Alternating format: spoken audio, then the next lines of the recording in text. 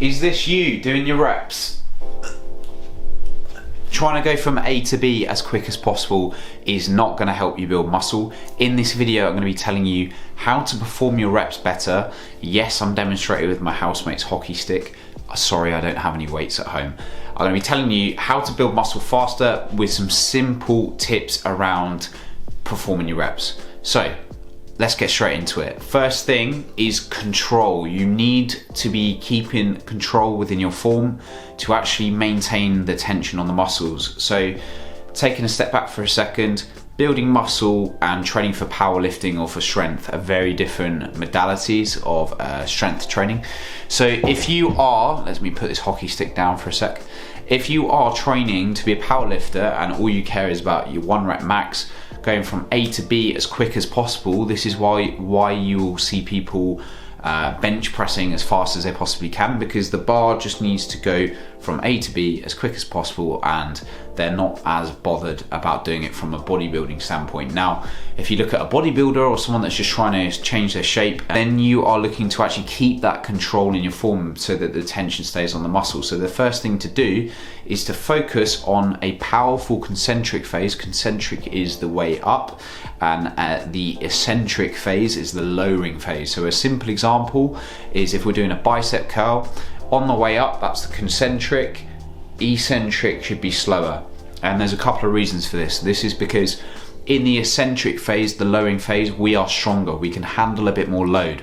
So using a tiny bit of momentum to get up on a bicep curl and really focusing on driving up and then controlling that way down is going to allow you to potentially handle a little bit more load, but also maximize that lowering phase. So a general rule of thumb is going to be 1 to 2 seconds on the concentric on the way up and then 3 to 4 seconds on the way down. Trust me, apply this to every single set you're doing in the gym as a good sort of standard rule. I wouldn't worry too much about timing it or like exact tempo to follow. I think it's just a good pattern to naturally fall into, and this is what I'll use with clients in the gym. So rather than giving a specific prescription of this is the number of seconds you need to do on each phase and overcomplicating it, I'll just say let's focus on controlling the way down, and then naturally we're going to fall into that sort of 3 to 4 second lowering phase. Now, the second thing to think about when you're performing your reps is actually focusing on the set you're doing and putting as much effort as you possibly can. Now, I'm not saying go to absolute failure on every single set, go to failure on a squat, get stuck at the bottom, injure yourself. I'm not saying that at all.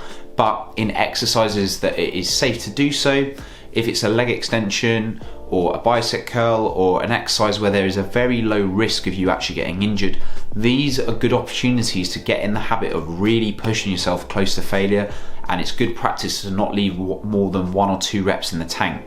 This is because there's a minimum level of training intensity required to actually stimulate the biological processes of muscle growth in the first place. So if you're going into the gym, you could be doing 4 sets of 10, but if you could have done 4 sets of 14 or 4 sets of 15 reps, you're nowhere near close enough to failure to actually be stimulating muscle growth and seeing many changes in shape. And this is why people can go into the gym for years, training consistently, but not actually ever pushing themselves enough to see those changes in shape.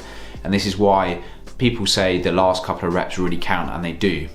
This is what we would refer to as effective reps for muscle growth. It's thought that there are about 5 effective reps in each set. So it doesn't really matter if you do a low volume set where you're doing 5-6 reps or a higher rep set.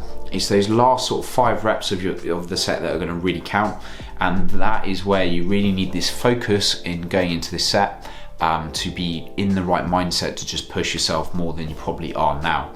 Now, if you control your lowering phases and focus on more control in your form, and you can really then focus on targeting the muscles that you're trying to train, getting a better understanding of your form, keeping the exercises consistent so that you can build up that form over time and get more confident that you are targeting the muscles you want.